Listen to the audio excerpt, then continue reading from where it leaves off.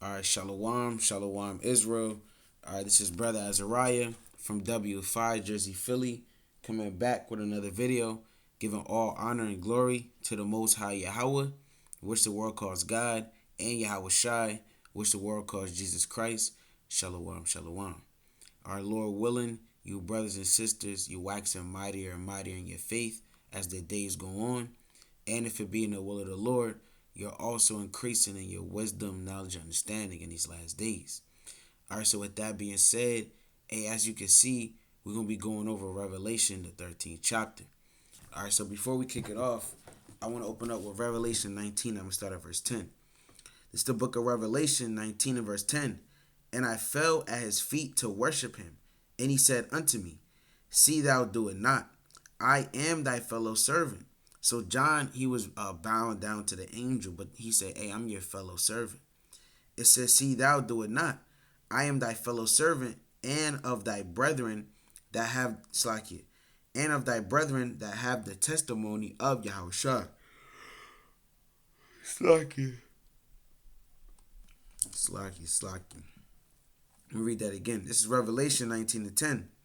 And I fell at his feet to worship him, and he said unto me, See thou do it not. I am thy fellow servant and of thy brethren that have the testimony of Yahushua. Worship Yahweh, for the testimony of Yahushua is the spirit of prophecy. So that's what we're dealing with in these last days. Are we dealing with giving exhortation, counseling, all right? And we're also dealing with prophecy in these last days as well. All right, the revelation, the whole entire thing is prophetic, all right, in itself, more or less, all right? So, hey, we got to touch on these breakdowns, all right? So, with that being said, all right, let's start it off. All right, this is the book of Revelation. All right, my camera might go in and out from time to time, but it is what it is.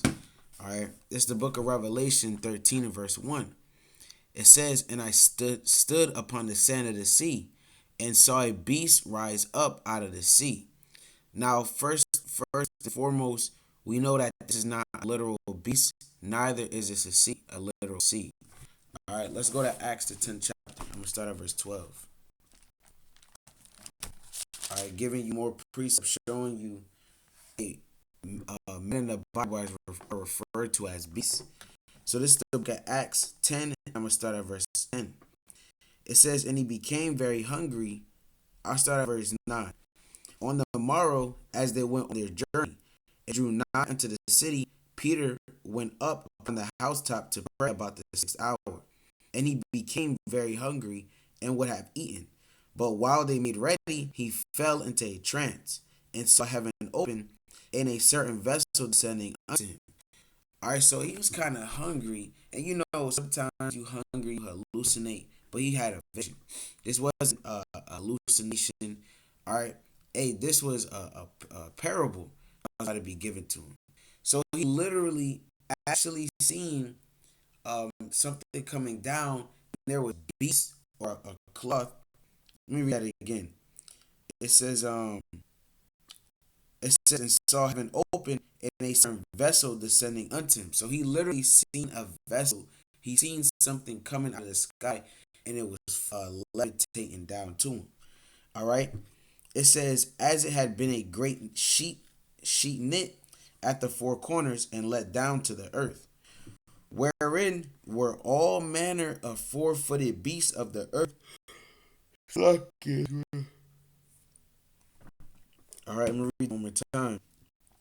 It says, wherein were all manner of four-footed beasts of the earth, and wild beasts, and creeping things, and fowls of the air. And there came a voice to him, Rise, Peter, kill and eat. But Peter said, Not so, Lord, for I have never eaten anything that is common or clean. So Peter knew the law. He knew he couldn't eat shrimp, crab, neither could he eat lobster. All right, he knew that those things were abominable. But on the sheet net, this vessel that descended down to him from heaven, all right, you had pork on there. All right, you might have seen a stork on there. You might have seen an eagle on there. There was all manner of different beasts on the sheet net. Like it says, It says Salakia. It said, wherein were all manner of four-footed beasts of the earth, and wild beasts, and creeping things, and fowls of the air. So you have birds. You could have roaches on there. You could have seen a moose on there, a horse on there. All right. And Yahushai, because we know red letters is Yahushai. He said, rise, Peter, kill and eat. But he said, I don't eat anything common nor unclean. All right. So this was going into something else. This is a parable. Verse 14. It says, but Peter said, not so, Lord, for I have never eaten anything that is common or unclean. And the voice spake unto him again the second time, what God hath cleansed, that call not thou common. This was done thrice, and the vessels was received up again into heaven. So let me finish it off. Verse 17. Now while Peter doubted in himself what this vision which he had seen should mean, behold, the men which were sent from Cornelius had made inquiry for Simon's house, and stood before the gate. So he was kind of confounded. He's like, what the hell? I know I can't eat a damn horse. I know I can't eat a damn moose. What the hell is going on? Alright, so he didn't know what the hell was going on, man. Why? Because this is a deeper parable that wasn't very easily understood. Like now, we can kind of go in the scriptures, all right, and kind of break it down. Let me get this precept real quick. All right, this is the book of 2 Peter 1 verse 19. It says, we have also a more sure word of prophecy, whereunto ye do well that ye take heed, as unto a light that shineth in a dark place until the day dawn, and the day star arise in your hearts. So now we have an even surer word of prophecy. We link the precepts up and we understand what's going on. In this time, certain things that was being said by Yahushua, they were foreign to these men of Israel. Remember, Yahushua, he always spoke in parables, so that those that were without, that shouldn't receive this understanding, they couldn't get it. So let's see what this was even going into from anyway. Let's go to verse 28.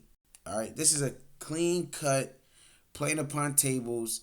I'm sorry to let you Christians down, but I'm really not sorry. But you can't eat shrimp, crab, and lobster, man. All right, Yahushua wasn't telling you to do that. Verse 28.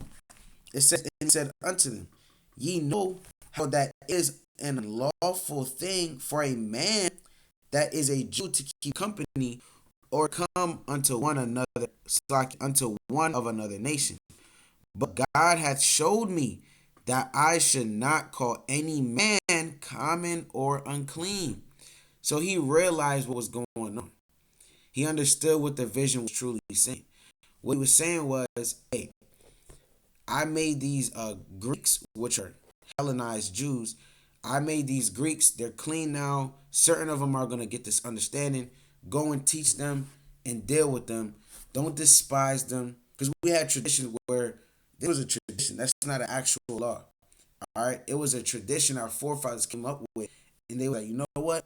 These Greeks, they want to kind of go with the Edomites. Are we going to let them do that? But we're going to kind of stay over here and do our own thing. But Yahushua came and said, hey, you don't call any man common or unclean. All right?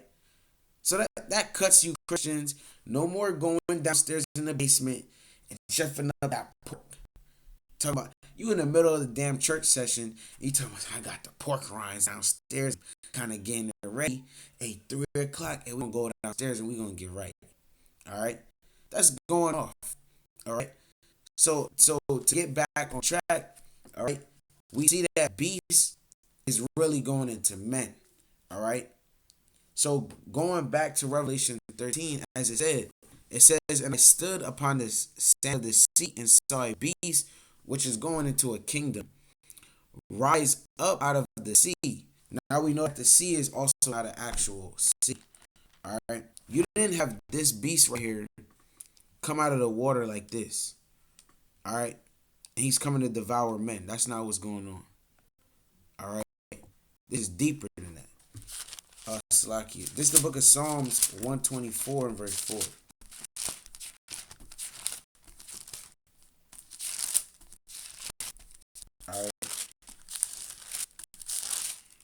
This is Psalms 124, verse 4. It says, "Then the waters had overwhelmed us, the stream had gone over our soul. The proud waters had gone over our soul." Now we know waters don't get proud. He's talking about the nations. The nations, they have devoured us. And in the meantime, since they've been devouring us, and they've had that one up on us, they've gotten proud. Because they look at the Israelites and say, well, these are God's chosen people. We put them in the Olympics, they run the fastest. They jump the highest. They throw the disc the farthest. They play tennis better than us. They what else you got? There's all types of different activities you can do in the Olympics, and we do it better than everybody. And we sing better than them. We dress better than them. We look better than them. We are better than them. But the Lord gave them power over us, so they've gotten proud. They said, "Well, we kind of dominating the chosen people, man. These people are this the strongest people on earth.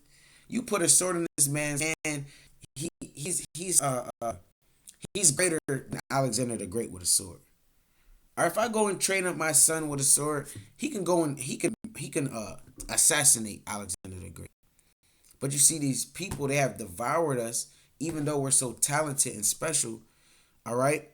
So now they feel as if in their heart, well, I'm that guy now. Now Esau thinks they're the top nation. So that's what that's going into. Let's get one more. Let's go to the book of Psalms 18, verse 4. All right, this is Psalms 18 and 4. It says, "The sorrows of death compassed me about, and the floods of ungodly men made me afraid." All right, so that's playing upon tables.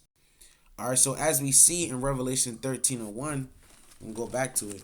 I want to keep it open in my book. All right. So as we see, we will go back. This is Revelation 13 verse 1. "And I stood upon the sand of the sea and saw a beast rise up out of the sea." So John, he's seen this beast, or which is this certain kingdom, a rulership of men. It came out of the midst of the nations, having 7 heads and 10 horns, and upon his horns 10 crowns, and upon his heads the name of blasphemy. So the 7 heads of this beast would be Germany, France, Spain, Russia, Rome, and Great Britain. All right, and Greece. I believe I didn't say that. That's the one I missed. That's the 7 heads. These are all Edomites. So this beast is an Edomite. It's basically Edomites. Because you look at Esau. Esau is a beast-like man. They like to gather together in the bushes. They used to live in the Caucasus Mountains. All right.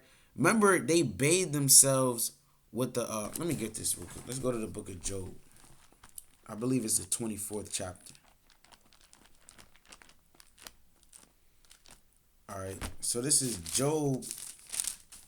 This is Job 24, and I'm gonna start at verse 7. It says, "They cause the naked to lodge without clothing."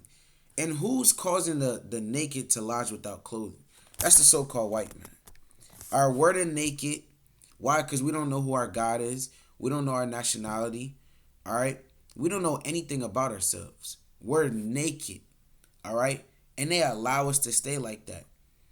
And actually, on top of it, they see our nakedness, and then they try to push this agenda out there to make it seem like it's a good thing to be naked.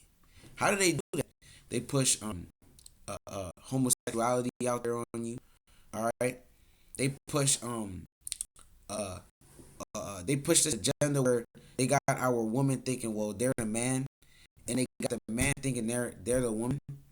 All right, and then also now they got this new thing where they're trying to make it seem as if we went into slavery on purpose.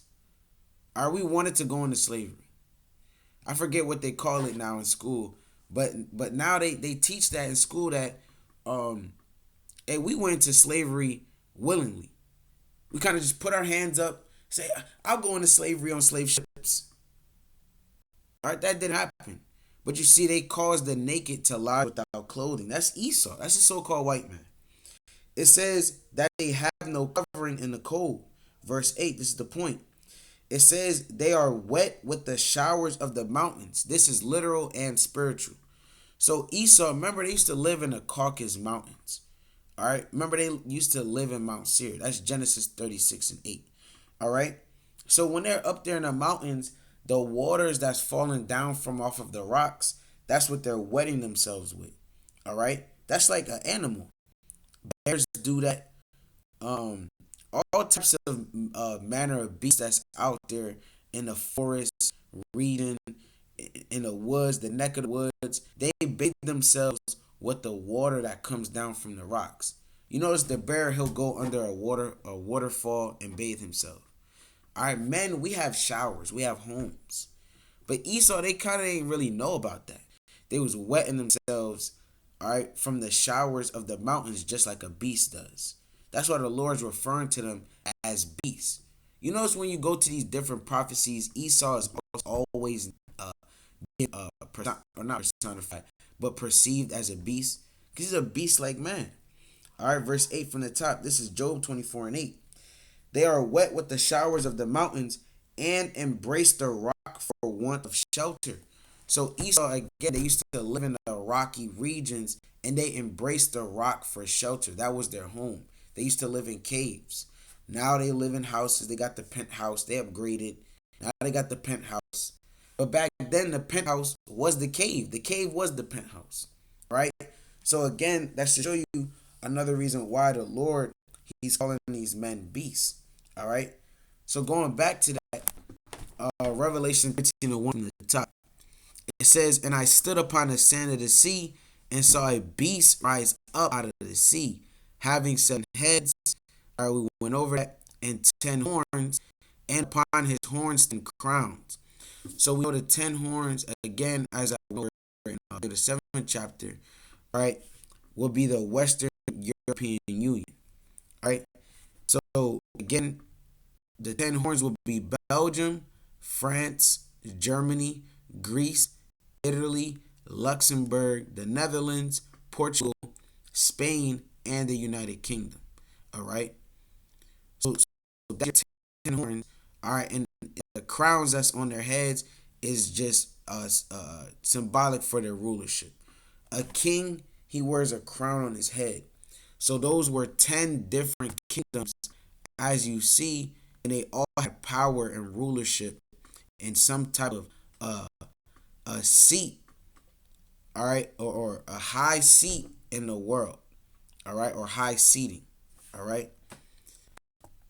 So reading verse 2, it says, and the beast which I saw was like unto a leopard. All right, this is talking about the Greeks, because again, remember Alexander the Great, he went to war, all right. He wore a leopard. He put leopard skin upon his black horse. All right, as you can see. Now, also we understand that a leopard is very fast and swift. When Alexander was conquering the world, he did it in a short time frame. All right, let me grab this real quick. It says a great conquer. So I typed in, how long did it take for Alexander the Great to build his empire? It says a great conqueror, in 13 short years, he amassed the largest empire in the entire ancient world. An empire that covered 3,000 miles, and he did this without the benefit of modern technology and weaponry. In his day, troop movements, troop movements were primarily on foot, and communications were face to face. All right. So this man Alexander the Great, he conquered the known world in that time in 13 short years. Just like again, like I said, a leopard is fast, all right, and swift. That's how Alexander the Great was when he was ruling over the Greeks. All right, he was very fast and swift when he was conquering the nations. All right. So let's close these out. All right, so this is a book of Revelation 13, verse 2 from the top. Salaki. It says, "And the beast which I saw was like unto a leopard, and his feet were as the feet of a bear." Now, this is going into Russia, because you go back in the day, represent themselves with this bear. As you can see here, I'm going to read it. It says, "The Russian bear is a widespread symbol, generally of a Eurasian brown bear, for Russia, used in cartoons, articles, and dramatic plays since as early as the 16th century, and relating alike to the Russian Empire, the short-lived Russian provisional government." And there's more on that. You could check that out on your own. All right, so you can see that bear would be Russia. Now reading on, it says, "And his feet were as the feet of a bear, and his mouth as the mouth of a lion." All right, that's talking about Britain, like Britain. As you can see, they have this lion. All right, let me get images. All right, so you kind of can see it. All right, they was getting down with the lion. All right, so that beast is made up of the Greeks. It's like, let me close this out. All right, it's made up of the Greeks, the Russians, and Great Britain. All right, my camera froze up. Lord willing, you caught that. All right, I'm gonna say it one time. So this beast was made up of, as you can see, the leopard will be the Greeks, the feet of a bear, that's the Russians, and his mouth as the mouth of a lion, that's Great Britain. It says, "And the dragon gave him his power and his seat and great authority." So this dragon, as we read, is the dragon with the 7 head and 10 horns. Now the dragon is also Esau. Because remember, let me grab this preset. I would pull it up on my screen, but my computer, as I said before, is kind of slow. It take a little time. Let's go to the book of Job 30 and 29. All right, Esau is that dragon. All right, it's the book of Job 30 and verse 29. It reads, it says, "I am a brother to dragons." Because Esau, he's like a damn dragon. A dragon kind of shoots out flame of fire out of his mouth. And the flame of fire is it's not a game, or it's not a joke. It's to burn you the hell up. That's how Esau is towards the children of Israel, their brother. All right, they hate you with a perfect hatred. All right, since the beginning of time, any chance they had to destroy Israel, they did it. They were like a damn dragon. You know how in these different medieval movies or mythological movies, they have or a pirate movie, for example. All right, so they have or a night movie. I like that better. All right, anytime Esau makes these movies about knights and kings, now a lot of times the king or knight, he's trying to get some type of gold or riches, and then he kind of has a map that shows him where the riches are. Then he kind of got to go through traps, and kind of got to go through a lot of things to get to treasure. He kind of finally gets there, all right. And then you got this big old dragon ready to buff him. He has to slay the dragon. That's how it is with Jacob and Esau. All right, we have just to get the treasure. Treasure is the kingdom of the Lord. It's not money. It's not gold. It's not silver. That's not the riches we're trying to attain right now. All right, we're trying to gain the riches of the kingdom. We go through these different booby traps laid by Esau. All right, and then at the end of the day, we still gotta deal with Esau at the latter end, man. All right, and he's just there ready to buffet us. So as Job said, he said, "I'm a brother to dragons and a companion to owls." All right, owls is a predator. All right, Esau, they're predator and we're the damn prey. Let me get one more. This is the book of Jeremiah 9 verse 11. And it reads, this is Jeremiah 9:11. It says, and I will make Jerusalem heaps and a den of dragons, and I will make the cities of Judah desolate without an inhabitant. So he said he's going to make our homeland heaps and a den of dragons. Real quick, let me type this in. All right. Who lives in Jerusalem? All right, let's see what pops up. Let's go to the images. All right, we know who lives there. All right, so you got these Amalekites. Amalek. Wait for this thing to load up. All right, these are the people that are in your land right now, and these are all Edomites. As you can see, it's not an Arab. All right, this man right here is not an Arab. This man is an Amalekite, an Edomite, Esau. So the Lord, he already told you. He said, "Hey, I'm gonna make your home dragons." You see how they kind of just lounge around your home. All right, this is like a den right here, a meeting place, a gathering place. The Lord said He will make our homeland a gathering place for dragons, and as we can see, is Esau living there. So Esau is that dragon. Let me close this out and go back to that. See that? Kind of acting up now. Alright, bear with me for a few seconds. It should load up. Alright, there we go.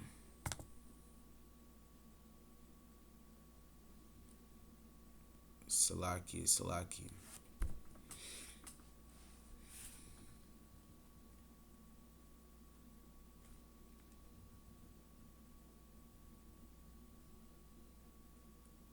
Alright, bear with me, Israel. Damn, Satan taking away the word, man.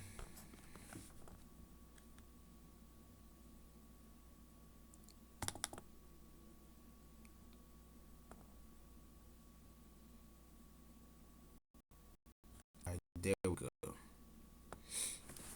Alright, so we back. So this is the book of Revelation 13 in verse 2. It says, "And the beast which I saw was like unto a leopard, and his feet were as the feet of a bear, and his mouth the mouth of a lion, and the dragon gave him his power, and his seat, and good authority. And I saw one of his heads as it were wounded to death, and his deadly wound was healed, and all the world wondered after the beast." So this one head that was wounded was going into the Roman Empire. All right, because the Roman Empire was destroyed. All right, the destruction of the Roman. See that? All right.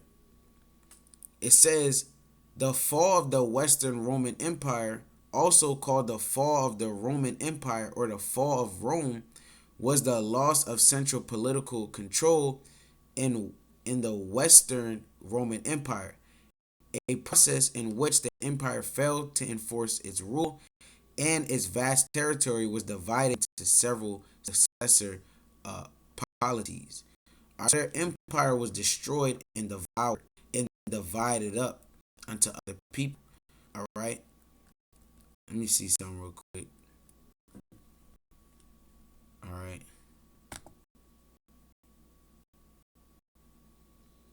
All right, so that's pretty much all on that. So that let me go back to the Revelation. So it says Revelation 13 verse 3. "And I saw one of his heads as it were wounded to death." All right? Because the Roman Empire didn't really die. All right? Yeah, they were destroyed. Yeah, they were no longer a power on the earth. No one really regarded the Romans. All right? That they kind of became an old piece of cloth that you're not really dealing with no more. But nonetheless, they were still a piece of cloth that still was around. How did they survive? They survived through America. All right, because again, as it says they took a deadly wound. That empire was vast and great, and it was destroyed. All right, and it says, and his deadly wound was healed. Right, and all the world wondered after the beast. This wound was healed when America came into power. Because I have a video ready for you. When you look at the two empires, they're literally the exact same empire. The architecture, the when it down to even their the entertainment world, right? The, their marketing, their politics, it's all the same. All right. So I got this video for you. Let me close this out. All right. So as you can see, let me move this up here. All right, it says parallels between Rome and the United States. I'm gonna start it from the beginning. So let's take a look at the nature of republics, because I think they follow a certain pattern. And in this case, I think America is directly comparable to the Roman Republic. And I think it's worth really laying this out in detail to show people just how similar the histories of America and Rome actually are.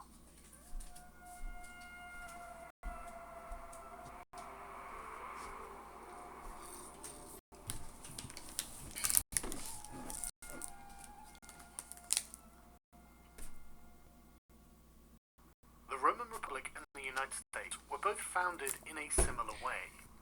The founding populations of these states were a mixture of different types of people, all with one thing in common. They had been somehow outcast or dispossessed from their home country. They spent several generations under the yoke of foreign kings before initiating a war of independence, which they win. Both established a republic with a deep ingrained hatred of monarchy, and it was not lost at all on the founding fathers of the United States that they were directly imitating the founding fathers of the Roman Republic. The new republic establishes its power by conquering and colonizing its neighbors. Where the Romans conquered and colonized the native peoples of Italy, like the Etruscans and the Samnites, the Americans did so with the various Native American tribes. They then both become embroiled in wars they can't finish, and they both have their capitals sacked. But both go on to recover and change direction to fulfill their manifest destinies of expanding to the limits of what geography will permit. Then both republics become embroiled in a series of foreign wars. These foreign wars greatly expand the power and the wealth of the republic, and by the end of them, it's the only power left standing. It's not the only power in existence, but it has become the world hegemon. And yes, for the Romans, the world was the Mediterranean. And that word hegemon is really, for lack of better terms, world dominance. All right. So both of these two nations, they had world dominance. The massive influx of wealth caused by the rapid rise of the Republic was not fairly distributed across the population, creating remarkable poverty in addition to remarkable wealth. This exacerbated class conflict, and both the American and Roman republics were forced to give state welfare, which, for the Romans, came in the form of a grain dole to the poorest families. The political landscape became split between two parties. In Rome, this was between the optimates, meaning the best, and the populares, meaning the demagogues. The abundance of poor creates a political vacuum for a populist as a people's representative with a package of economic reforms. This person is inevitably killed by the very interests he is threatening. In Rome, this was Tiberius Gracchus. In the United States, this was JFK. However, the figurehead is the symptom and not the cause of the problem, and new figureheads rise in the form of Gaius Gracchus in Rome and Donald J. Trump in the United States. Welcome to the stage for your civil war, America. I wonder who your Marius and Sulla will be. This is all the product of political forces, which in themselves are a product of people's interests. Power politics does not change, only the pieces on the board change.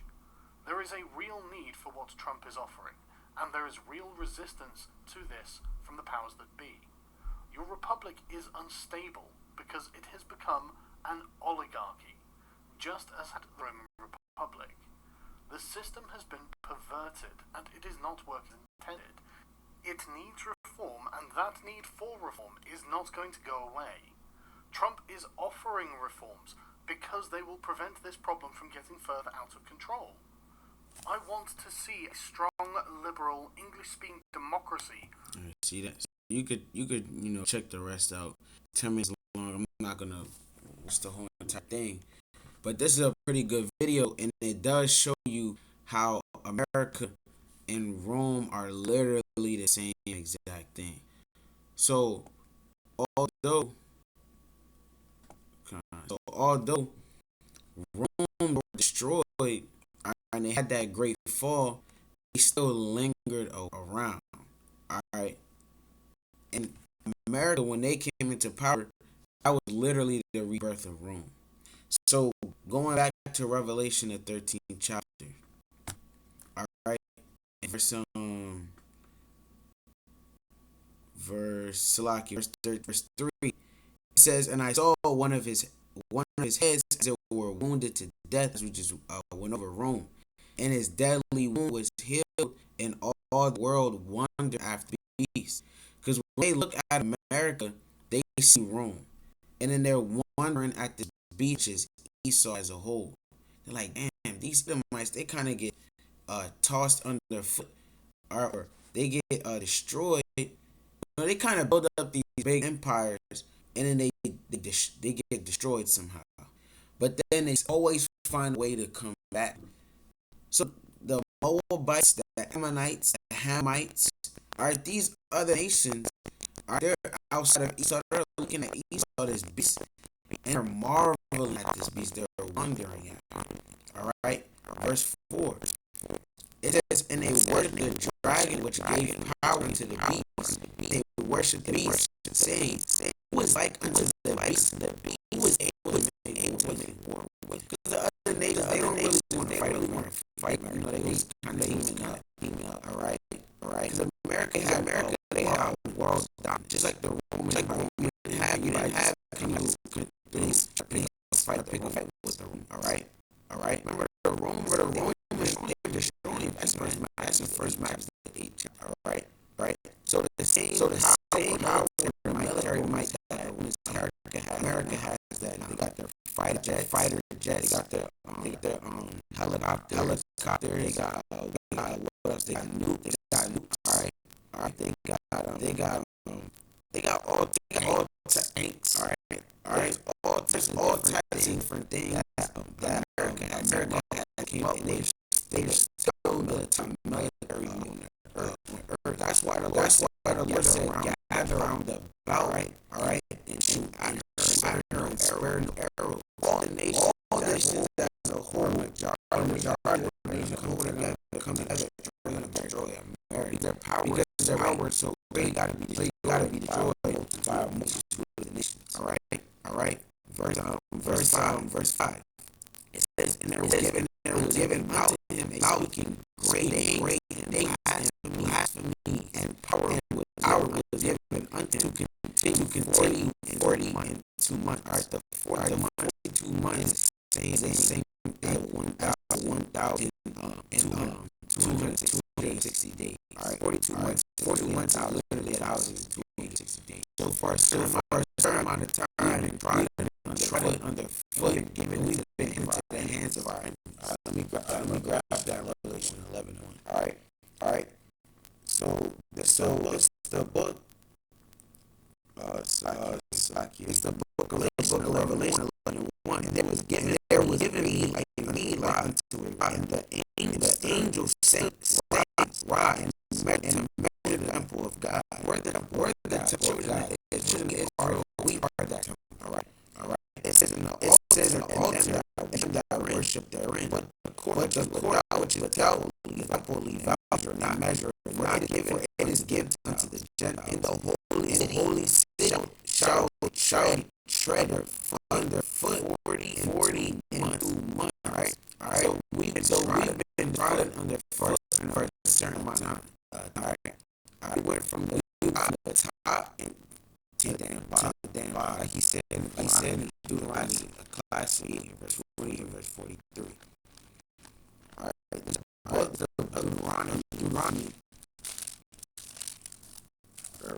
bear with me.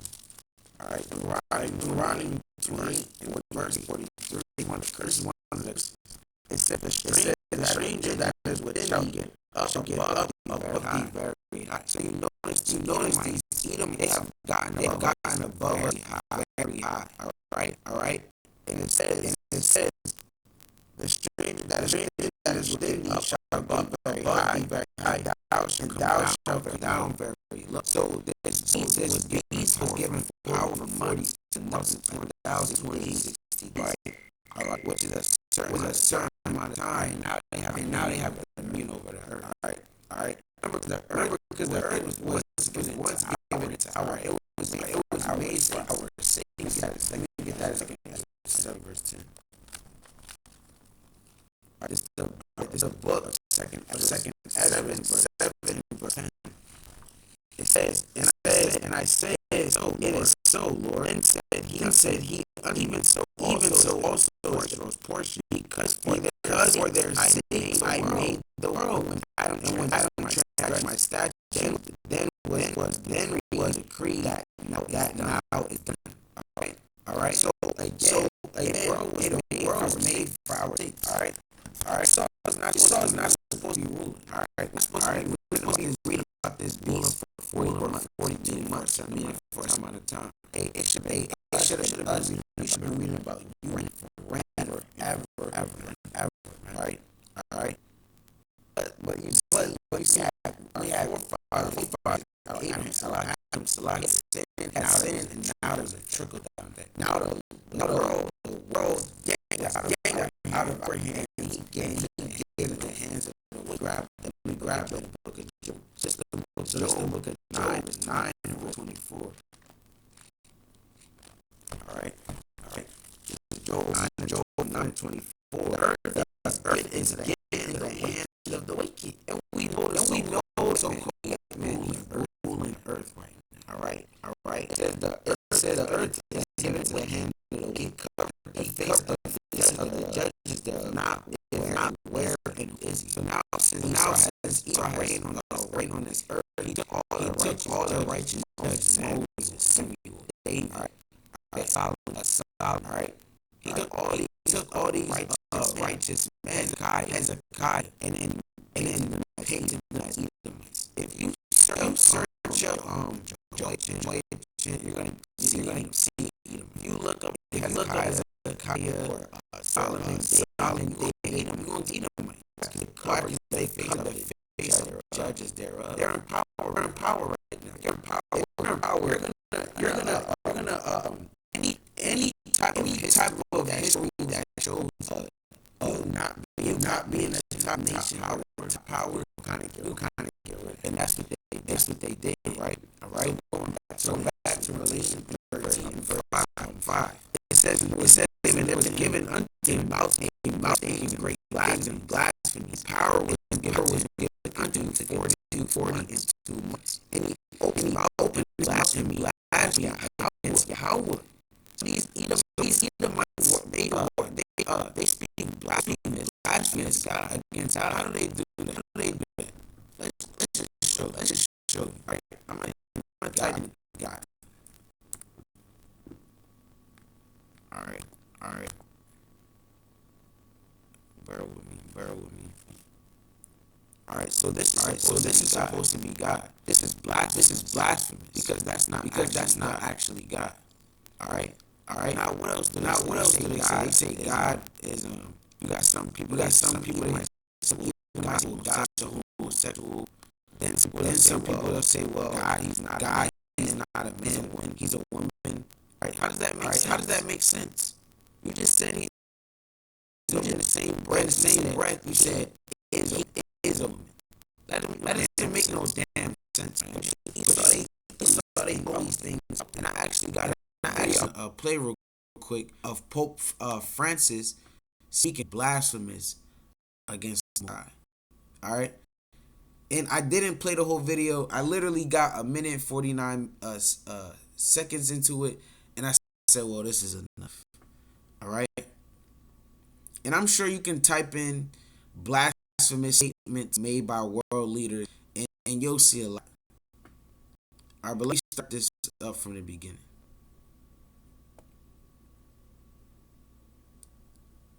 Bear with me 1 second.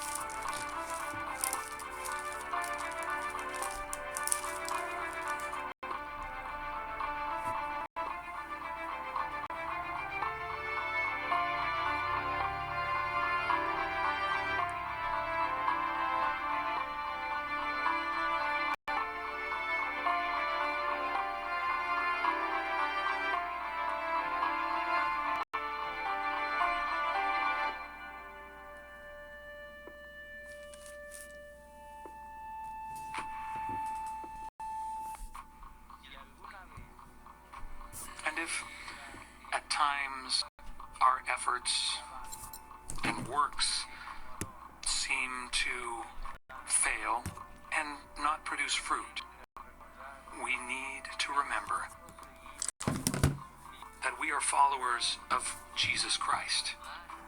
And his life, humanly speaking, ended in failure. The failure of the cross. See that? Now he's gonna die a horrible death.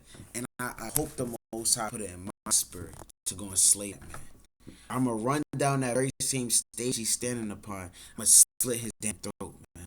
Cause that's wicked as hell. He said Yahweh Shai coming in with everything Yahweh Shai did in the flesh. He said it ended up in a failure. How the hell did everything he do end up in failure, man? You don't see, they don't know the Bible. They got all these crosses in there. They got Jesus pictures and got Mary pictures in there. But yet they don't really open up the Bible and read for themselves, man. Why? Because they don't give a damn. They're only set to speak blasphemies against God, to swear on the Bible when in lying. But all they do is swear on the Bible, but don't really break down the Bible, man. They use choice precepts. Well, we not doing that. We're gonna break down the scriptures. Thus saith the Lord. This is the book 1 Corinthians 15 and verse 55. It says, O death, where is thy sting? O grave, where thy victory? The sting of death is sin, all right, and the strength of sin is the law. Because sin wouldn't have any power if there was no law. Remember, the wages, when you commit sin, you're breaking the law. So again, if there wasn't no law, then there wouldn't be any sin. All right. So that's what that means. It says the sting of death is sin, and the strength of sin the law. So without the law, sin has no power. Verse 57. But thanks be to Yahweh, which is the Most High God, the Heavenly Father. Not the so-called white man just look and Google. That's not him. All right, he's a so-called black man. All right, sitting upon the throne. It says, but thanks be to Yahweh, which giveth us the victory through our Lord Yahweh Shai. So hold on now. How is it that his works on the earth were in vain, but yet through his death we were able to receive victory over death? Remember, because when he died, he got the keys to death and hell, I believe it said. Let's go to Revelation 1 and 18. The book of Revelation 1 and verse 18. It says, this is in red letters, it says, I am he that liveth and was dead. So again, this is another cut, because if Yahushua failed, how is it that he died, but yet he came back to life? And man actually seen him come back to life. And right now he's sitting on the throne, he's sitting on the right hand side of God because of the things he did on the earth in his flesh. In that fleshly body that he was given. So how is that in failure? You see, but it's because they know who Lord is. Remember, you can look up videos and check these dudes out. They carry they Salaki. I seen a photo or a video where the Pope, he kind of had or the people that are with him, he had a picture just like this, like I got right here, a canvas, and it had Mary on it, all right, holding Yahweh Shai, and they were also called black people, right? But see, when you go into these churches where he's recording and filming, going live at, he's gonna have a big old Caesar there in the background. But you see, they know exactly who the Lord is. That's why they throw these little daggers at the Most High, because they truly hate the Most High. Talking about some he's a failure. That's like something they say to black men, right? Hispanic and Native American. So, well, we got to close down school because their academics is not really good. What do they say? They're calling you a failure. They said, well, only 3% of the so-called blacks, Hispanics, Native Americans get out of the hood. What are they saying? You're a failure. That's how you know. That's how you know the Lord's not an Edomite. Cause the same things they throw on our people, he threw it on Yahushai. Talking about he's a damn failure. Let me read this from the top. This is Revelation 18. It says, "I am he that liveth and was dead. And behold, I am alive forevermore. Amen. And have the key of hell and death." So the most Yahweh he has power over hell and death. How's that failure? You see, that's these men speak blasphemous against God, as we just read in Revelation 13. Let me grab that again. It's the book of Revelation 13 and verse of 6. It says, "Then he opened his mouth and blasphemed against God, to blaspheme his name, or to blaspheme his name." All right. So they're trying to pick this image. Well, the Lord, he came on the scene to bring remission of sins, but at the end of the day, he failed. Why? Because then they bring up precepts like, oh, his own people denied him. He got put on the cross. All right, it says curses, he hangeth on the tree. So they try to make it seem like, okay, he failed, man. All right. This nigga, he came with a purpose. He had a job, but that nigga failed. That's what he's thinking in his mind. He's not going to say it like that. You see, remember, he's a dragon. A dragon is a huge serpent. He's going to be sly. He's going to have to say things under his breath. How many of you can truly and honestly say you've seen that video? My first time seeing the video was really tight. So you see, they don't make these things global. They don't televise these things on a high scale so everyone can say these men are frauds. But it's done on a low scale because they're a serpent, man. Right? It says, "And his tabernacle and them that dwell in heaven." Because we understand that the angels of the Lord are up there in the heavens. Now, let's just type in angel. Alright. Angel of God. Alright.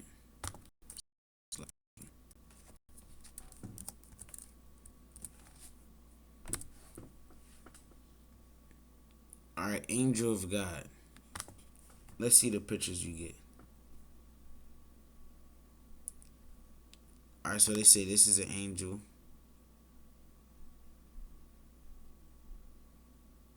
It's like, I don't know what the hell just happened. Alright, so they say this is an angel, more or less. The angels up there, they got shields with crosses on them. I don't know about you, but I never read about this angel in Ezekiel, the first chapter. Alright. I didn't read about this angel in Isaiah, the 6th chapter. Alright. So I don't know what the hell this is. Well, actually, I do. This is blaspheming the things that dwell in the heavens. Alright? It's not no damn angel. Alright? This is disrespect. Alright? Bear with me. Damn computer is slow, man.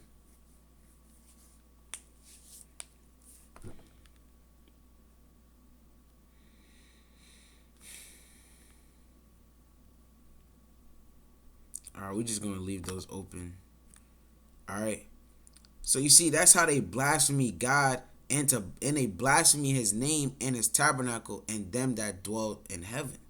All right, so they even throwing disrespect on the angels. All right, reading on verse 7. It says, and it was given unto him to make war with the saints. All right, we know the saints are the children of Israel. This is Psalms 148 and verse 14. Salaki. All right. This is Psalms 148 and verse 14. It says, he also exalteth the horn of his people, the praise of all his saints, even of the children of Israel, a people near unto him. Praise ye the Lord. So the beast, this beast, all right, he's made war against the saints. So remember, the Edomites, they damn destroying you out here, Salakia. All right, they out here killing you, slaying you. Let me go to Revelation 17, verse 6. All right, it's the book of Revelation 17 and 6. And I saw the woman drunken. Now this woman is going into America. But America sprouts out of these beasts nonetheless. All right, so they're one and the same. Esau is Esau. All right, it says, I saw the woman drunken with the blood of the saints. So the same way you'll drink wine and you could kind of get drunk off the wine. All right, the wine may run down your mouth. You kind of got to get a napkin and wipe it off. All right, hey, John, he's seen this whore, America, Babylon, and she was drunken with the blood of the saints. So remember, they destroying you in different ways out here in America. All right, let me see something. Segregation.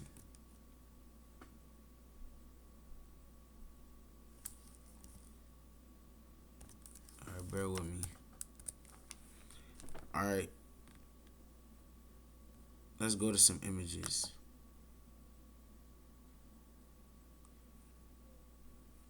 All right, so this is them making war against the saints for colored only. All right, it says white waiting room. All right, and it says colored waiting only.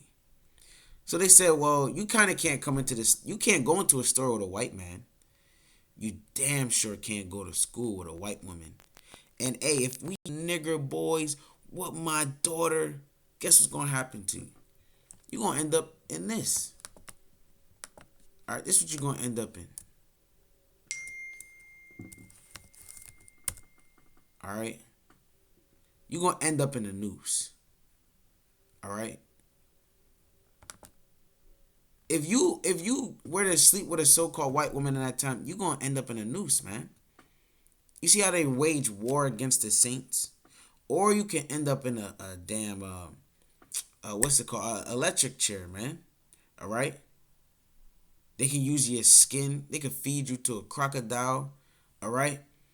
So these Edomites, they have made war against the saints, against the children of Israel. Like we just read in Revelation, I'm going to grab this again. This is Revelation 17 and 6. And I saw the woman drunken with the blood of the saints and with the blood of the martyrs of Yahushua. Because you're going to have people that die for the Lord. I read about that in Revelation 20 and 5 on down. All right. It says, and when I saw her, I wondered with great admiration, man. All right, because you got this beast, it's devouring the chosen people. The people that were once supposed to rule this earth. Remember King David? No Edomite was going to slay King David, man. Remember David, he slew Goliath. He damn slew Goliath. A champion. Goliath was called a champion. So if he was called a champion, we defeated the champion, what are we? We're greater than the champions, man. Our royalty, we're kings and priests. Our governors, rulers of the earth, man. The mightiest men to ever walk on the face of the earth. The mightiest people to ever touch this earth, man. All right? But you see, you damn destroyed for lack of knowledge. You don't notice. Jake doesn't perceive that these things are really happening. So they continue to drink of your blood, all right, and murder you out here, all right? Why? Because you don't know who you are. That's why they get away with these things. If you were to repent and keep God's commandments, the Lord, he will end this war. Let me go to that in Psalms 46 and verse 9. All right, so this is the book of Psalms 46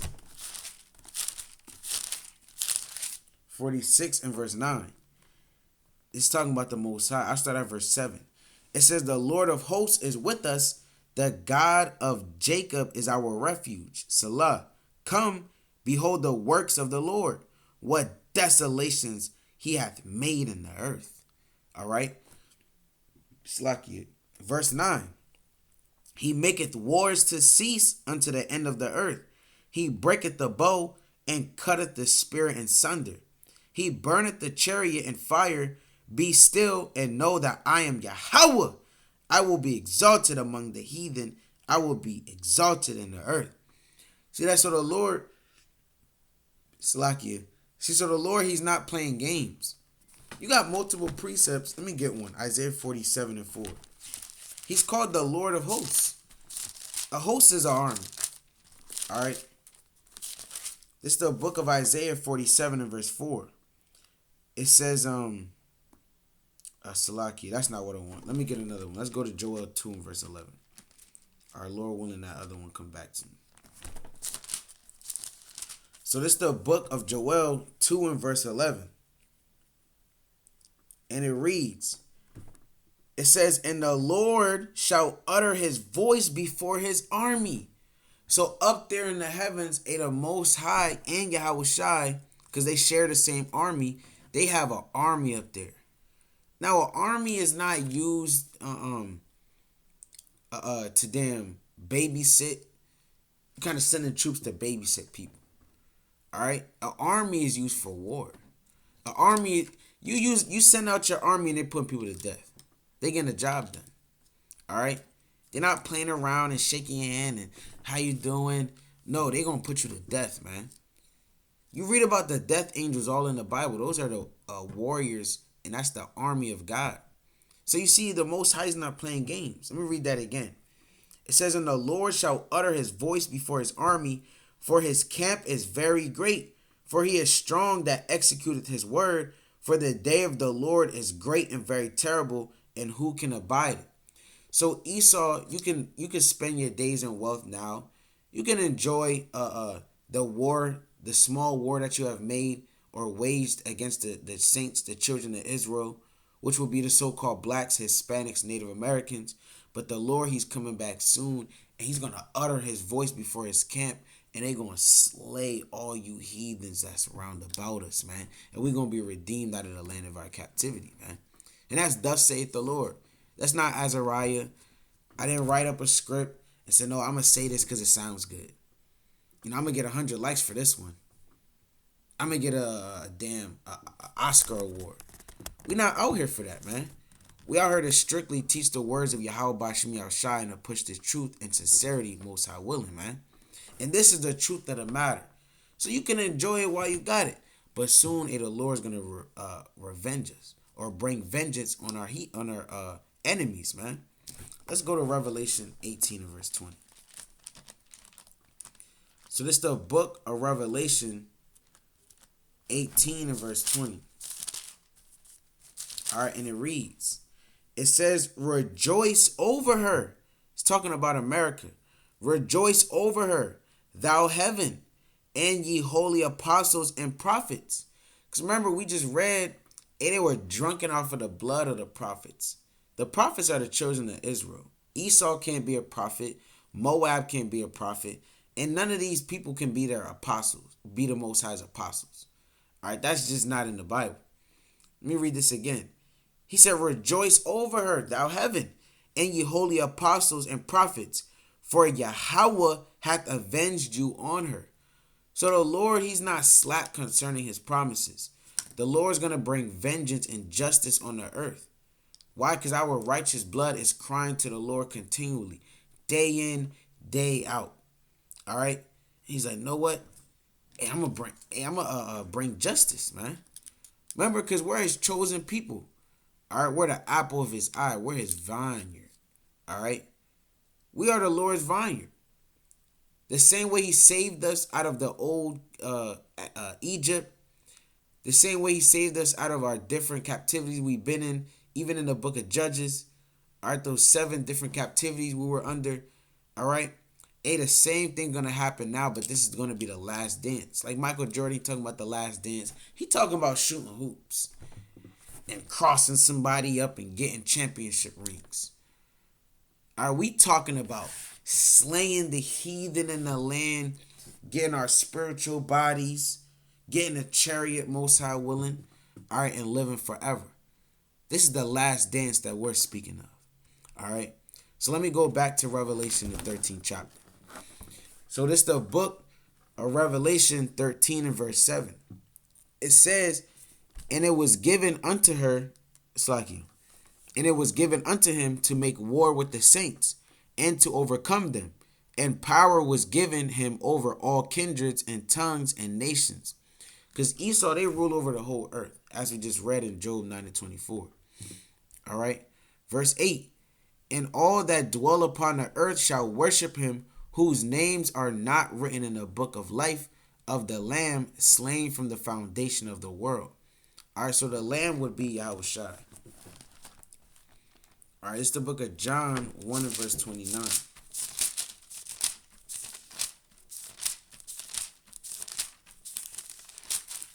All right, John 1 and 29, and it reads.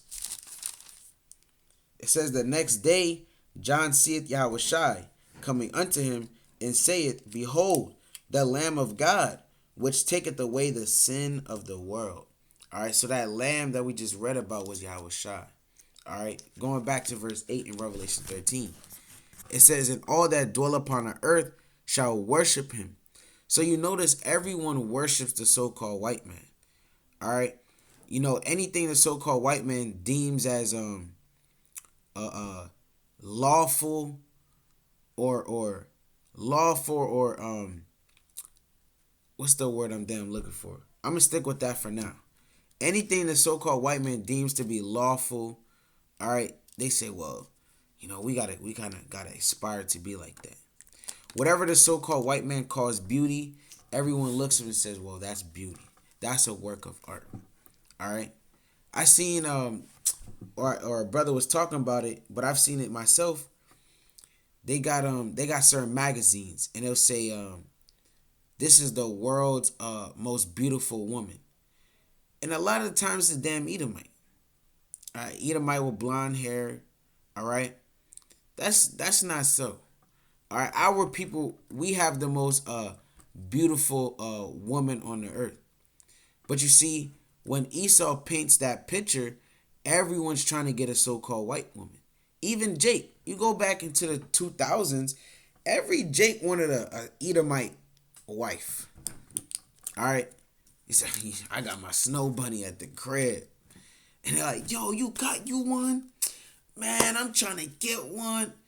See that whatever Esau deems to be beauty, or whatever Esau deems to be something that, or like I just said, whatever Esau deems to be something special or something to be regarded, every other nation is looking up and wondering and baffled and say, you know what? That's beauty. And they start chasing that, man. They do whatever they got to do to get it. All right. Verse 13, verse 9. It says, if any man have an ear, let him hear. He that leadeth into captivity shall go into captivity. He that killeth with the sword must be killed with the sword. Here is the patience and the faith of the saints. All right. So if you led anybody into slavery, hey, you already know you're going into captivity. If you killed with the sword, you already know you must be killed with the sword. All right. Because the Lord, he's dealing with righteous judgment. Let's go to Wisdom of Solomon 11 and 16. All right, this is the book of Wisdom of Solomon 11 and verse 16. And it reads, it says, that they might know that wherewithal a man sinneth, by the same also shall he be punished. So whatever you have done on the earth, you're going to be judged according to that. If you was a righteous brother on the earth, you was rehearsing the righteous acts, you was keeping God's commandments, you was on fire, you was fervent, You kept that wedding garment ready for the Lord. You kept cleaning it. All right? You should expect a just and righteous reward. You should expect something good. But if you was wicked, you was in the world. You 2/3 of Israel. All right? You damn all you do is smoke weed and do things that are vain. You spend your whole day in vanity and pleasure. The only thing you can expect is fire and brimstone. All right? You can't really look forward to nothing else. That's all you got. So the same way the so-called white man, he has led us into captivity, he has to go into captivity. And you got some people that they really don't like that. Well, you got to take that up with the Most High God. I didn't make it up. The Lord did. All right? Reading on. Verse 11. It says, and I beheld another beast coming up out of the earth. And he had two horns like a lamb. And he spake as a dragon. So this other beast is America. All right? And it says had two horns like a lamb. Meaning this America came off docile. All right. When America came, when the Europeans, which they later on built up the Americas, when they came over to this land, they came with that peace and safety vibe. Right? They told the Native Americans, you know what? You know, we just want to be friends, A, B, and C. All right. And then they broke those treaties. Let me see something. Let me close that out.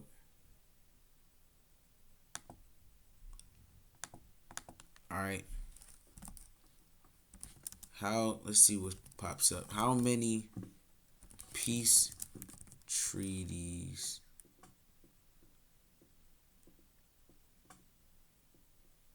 Salaki have been broken between the Euro and the... All right, let's see what we can get.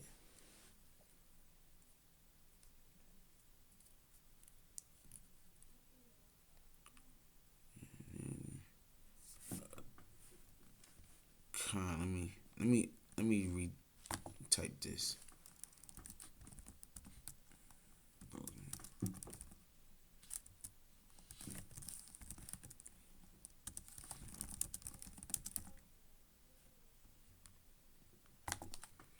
All right. Bear with me. Okay, slacky. There we go. That's the question I want.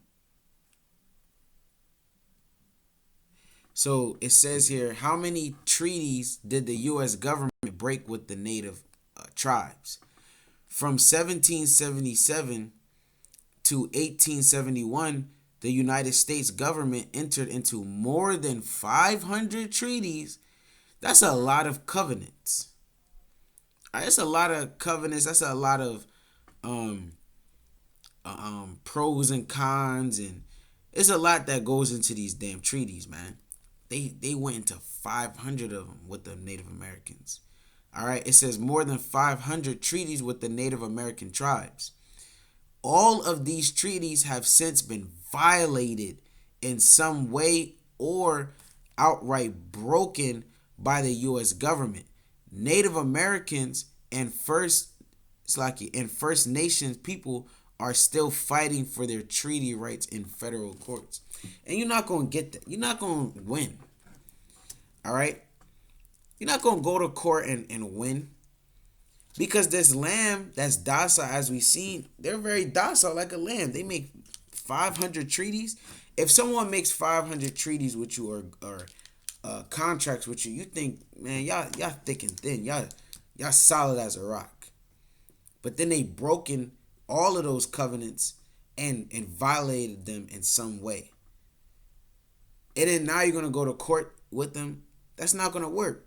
Because as we just read in verse 11, it says, and I beheld another beast coming up out of the earth, and he had two horns like a lamb. Now you got to understand the horns is symbolic for power. Let's go to Habakkuk 3 and verse 4.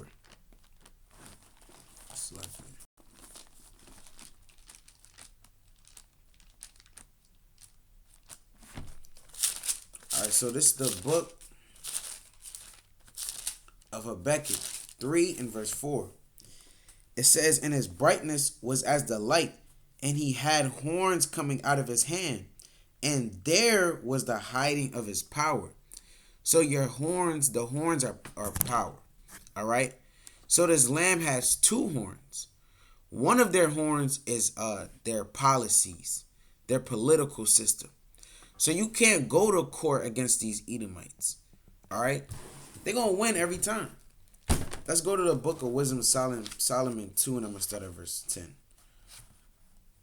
All right. This is the book of Wisdom of Solomon 2 and verse 10. It says, "Let us oppress the poor and righteous man." That's the so-called white man. He says, let us oppress the poor and righteous man. Because when Esau, he made these 500 treaties, the only thing he was really thinking of was deceit. He was trying to figure out ways to supplant and get within the community, all right, so that they can overthrow them in the latter end. All right, so they say, again, let us oppress the poor and righteous man. And they were righteous because the Native Americans, they opened up to these Europeans with open arms. All right, hugging them, acting as if they knew them for thousands of years. All right, they acted as if they knew them for a long time. They showed them a lot of hospitality. But you see, in return, they got 500 treaties broken in cruel and vicious ways. All right, verse 10. "Let us oppress the poor righteous man. Let us not spare the widow." So they ain't spare no widow. They ain't spare nobody. All right. "Nor reverence the ancient gray hairs of the age. Let our strength be the law of justice. For that which is feeble is found to be nothing worth." See that? So they look at the other nations and say they feeble and they ain't nothing worth. Let's make these treaties. Let's make a system with these people, and with that very same system, and let it work out to our advantage. They make up all these policies and rules, restrictions, all right, in gray areas, and they do all these things just to get over on. So as we just read, one of Esau's strength is the law of justice. They use their policies. Let's go to Daniel 8 and 25. All right, this is the book of Daniel 8 and verse 25. All right, it says, "And through his policy also he shall cause craft to prosper in his hand, and he shall magnify himself in his heart, and by peace shall destroy many. He shall also stand up against the princes of princes, but he shall be broken without hand." So Esau, he stands before the face of princes, the princes of princes. All right. And he totally disregards them and destroys them by peace. Because again, they say, well, let's make a society. Let's come together. Let's be one society. And ultimately, you're not really one society, because it's a one-handed affair or one-sided affair. You're the civilians, even though you already had your own society. Because remember, the Native Americans, they had their own society going on. They had kings. They had walls set up. They had armor. They had weapons. They had all that. They had rules, a system that they applied to their people. They had all that. But then the so-called white man, he came in and said, "You know what? Let's just be one. And then while we are one, while we're at it, just let me lead. I'll lead. I'll take all the burdens, because, it's a lot of paperwork. I know you don't want to really do that. You got the land to till. You got children you got to take care of." All right, so they're very cunning like that. All right. And then they get you to sign over your land and things like that to them. Then they use, that's them using that peace to destroy you. All right. And now they're usurping authority over you. That's their power, their policy, their law of justice. And another thing Esau uses to their advantage is their religious system. Because remember, in this flesh, you want something, you want to, well, when you were in the world, and people in general, they want to worship something that allows them to still do things that are pleasurable unto them. You see, the Most High, He doesn't allow you to do so. But Esau, they know that. They know, well, I could play with people's mind. I can get them to join my religion. But in my religion, you can do whatever you want. But you got to forsake those other strict gods. That's also their power. Let me get this in First Maccabees. All right. So this is the book of First Maccabees 1, and I'm going to start at verse 40. All right. First Maccabees 1 and verse 40. It says, I start at 41. Moreover, King Antiochus Edomite wrote to his whole kingdom that all should be one people. You see how they do that? They say, well, let's just all be one. All right, it'll be fine. All right. It says, and everyone should leave his laws. So exactly what I just explained, we're reading it in the Bible. All right. It says, and everyone should leave his laws. So all the heathen agreed according to the commandment of the king. Because again, your flesh wants to do what the flesh wants to do. So if you give the flesh any type of leeway, the flesh is going to take it immediately. That's what the heathen did. Because the heathen, they're carnal. There's nothing there's nothing really too spiritual about them. All right? Because they don't understand that there's only one God. They worship other gods and rocks and stones. There's nothing spiritual about that. There's nothing spiritual about that. That's just carnal. That's being carnally minded. So he gave them, Antiochus, he gave them a carnal route. Whereas they can still worship a god, a deity, all right, but do their own thing at the same time.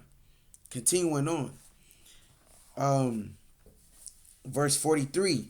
It says, yeah, many also of the Israelites consented to his religion and sacrificed unto idols and profaned the Sabbath. See that? So you had a lot of Israelites, they literally left their heritage just to serve the idols that the so-called white man throws out there. Jesus Christ, let me see something. All right. Is Christianity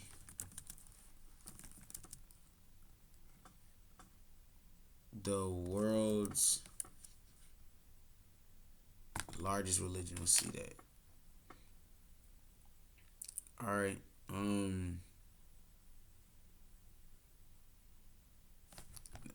Let me see something. What's the most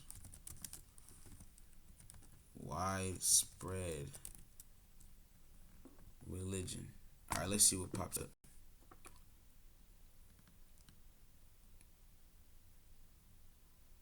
See that? And that's my first time typing that in. I didn't, pre-do this. I kind of looked it up before. No, this is Slacky.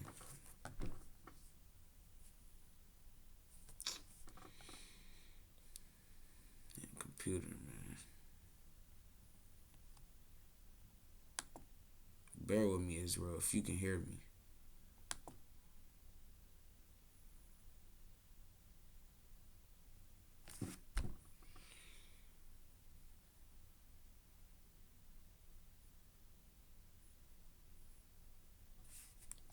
Slacky, Israel, my computer froze up. Okay, Khan. So I don't know if you heard all that. I'm going to say it again. So I just typed this in. What's the most widespread religion? The first thing you see is Christianity. And it's by a landslide. All right. This thing is by a landslide, man. And who made Christianity?